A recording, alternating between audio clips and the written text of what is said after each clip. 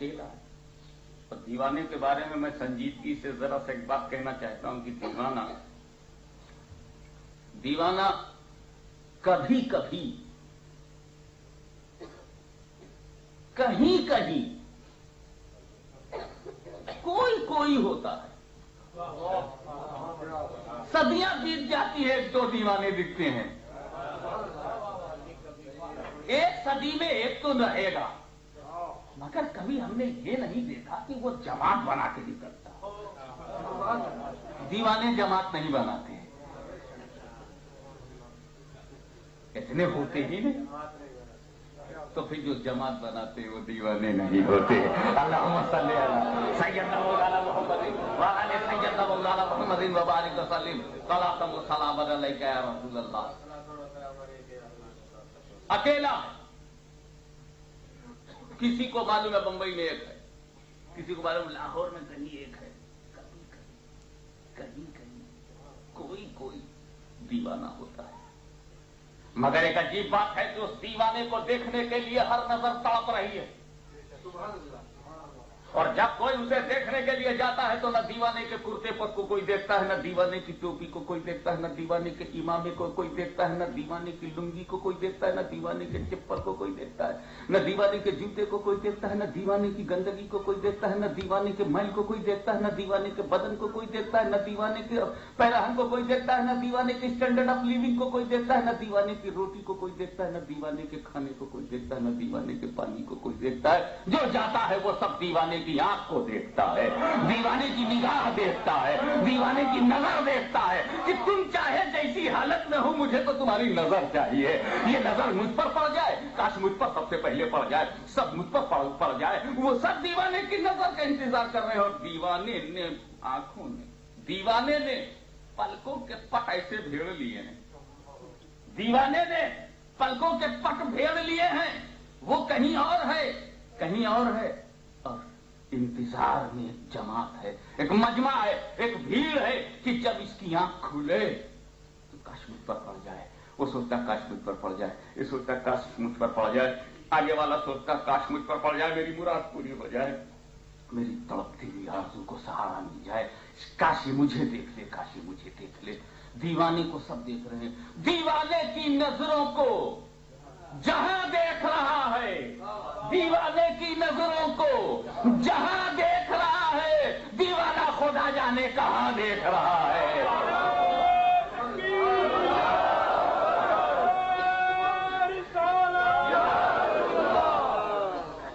ایک میلہ لگا اور میلے پر ایک بات یاد آئی، میلے پر بات یاد آئی کہ دیوانہ اگر زمین پر ہے، دیوانہ اگر زمین پر ہے تو روزانہ میلہ، زمین پر ہے تو روزانہ میلہ، اور دیوانہ زمین میں ہے تو سالانہ میلہ. نہ یہاں اکیلا نہ وہاں اکیلا. اللہم صلی علی سیدنا مولانا محمد وعلی سیدنا مولانا محمد وبارک وسلم صلاۃ و سلام علیک یا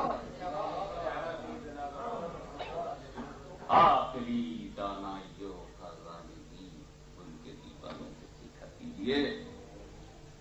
اور یہاں تو علماء کرام سب آگے آ گئے ہیں. ظاہر کی فطری طور پر ہیومن سائیکولوجی ہے، میں دھوس میں آ گیا ہوں گا. کچھ نہ کچھ تو کمپلیکس اس ایکشن کا کچھ نہ کچھ تو ری ایکشن. لیکن بات تو کہی دوں گا جو من میں آئی ہے، چاہے بہت بڑی تعداد علماء کی آ جائے تو کہہ ڈالوں گا. چشم ابرو ہے، بلا خوف تردید، بغیر دھوس میں آئے ہوئے بول رہا ہوں.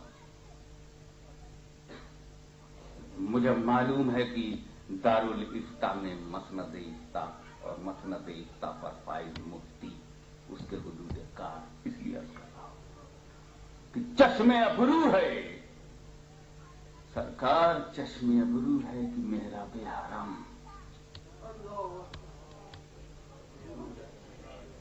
فتوا لگانے میں احتیاط کیجیے گا، جب میں پوری بات کہہ دوں تب فتوا لگائیے گا. چشم ابرو ہے کہ محراب حرم جی میں آتا ہے کہ سجدہ کیجیے. فتوا کیا لگاؤ گے؟ سجدہ تھوڑی کیا جو فتوا لگا دو گے. جی میں ابھی آیا ہے اللہم صلی علی سیدنا مولانا محمد وعلی آل سیدنا مولانا محمد وبارک وسلم صلاۃ و سلام علیک یا رسول. جب کروں گا تب پکڑنا بھی تو جی میں آیا ہے. اور آخر میں حضور محدث اعظم فرماتے ہیں کہ میرے بعد کیا ہوگا ان اشعار کے بعد، کہ میرے بعد کیا ہوگا. سہل ممتنع میں منظر کھینچ کے چلے گئے کہ بعد سید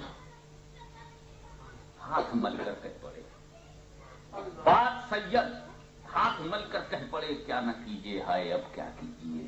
اللہم صلی علی سیدنا مولانا محمد وعلی آل سیدنا مولانا محمد وبارک وسلم صلاۃ و سلام علیک یا رسول اللہ.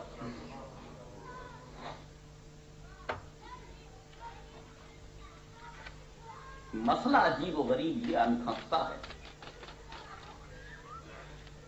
کہ سفر جو مدینے سے کربلا کا ہے، اس میں مدینہ اور کربلا دونوں کا سمجھنا ضروری ہے. کہیں ایسا نہ ہو کہ آپ کوئی ایسا کربلا بنا ڈالیں جس کا پتہ مدینے سے نہ لگے. اس لیے ہم چاہے کربلا سمجھائیں یا بغداد، اجمیر لے چلیں یا لاہور، مدینہ پہلے، تاکہ لاہور میں بھٹک نہ جاؤ. مدینے والا لاہور پکڑ لینا، اور عراق پہنچ کر گمراہ نہ ہو جانا. مدینے والا بغداد ڈھونڈ لینا. بغداد میں کچھ اور بھی مل سکتا ہے، لیکن اگر سینہ تیرا مدینہ ہے تو بغداد ہمارا بہترین زینہ ہے، رسول تک لے جانے والا. اس لیے سب سے پہلے میں آپ کی عقیدے کی صحت، مزاج کی درستگی اور فطرت کی سالمیت اپنے نبی کے تعلق سے چاہوں گا. اور اس پر ارشاد ربانی ہے انی جاعل فی الارض خلیفہ، میں آدم کو زمین پر اپنا خلیفہ بنانے والا ہوں. اللہ کا یہ اعلان کرنا تھا، شیطان نے انکار کر دیا. اور شیطان کا انکار کس ایشو پر ہے، کس اسٹائل سے ہے؟ ملا کے بجائے اگر اللہ بتائے تو زیادہ اچھا. اس قلنا للملائکۃ اسجدوا لآدم فسجدوا الا ابلیس ابا واستکبر وکان من الکافرین. اللہ نے جب تمام فرشتوں کو حکم دیا کہ آدم کا سجدہ تعظیمی بجا لاؤ، سب سجدے میں چلے گئے سوائے ابلیس کے. گویا اللہ نے کہا آدم کا آنر کرو. Honour of the prophet Adam was the order of Allah Almighty. اللہ کا یہ حکم تھا کہ آدم کو سجدہ کرو، تعظیمی سجدہ، کیونکہ ان کی شریعت میں تعظیمی سجدہ جائز تھا. اس لیے ٹاپ کلاس کی تعظیم ان کے، دیکھو ہمارے ہاں جو ہے وہ ٹاپ کلاس کی تعظیم سجدہ ہے. اگر سجدہ ہے، ورنہ کھڑا ہونا ہے، دوسرے نمبر پر کھڑا ہونا ہے.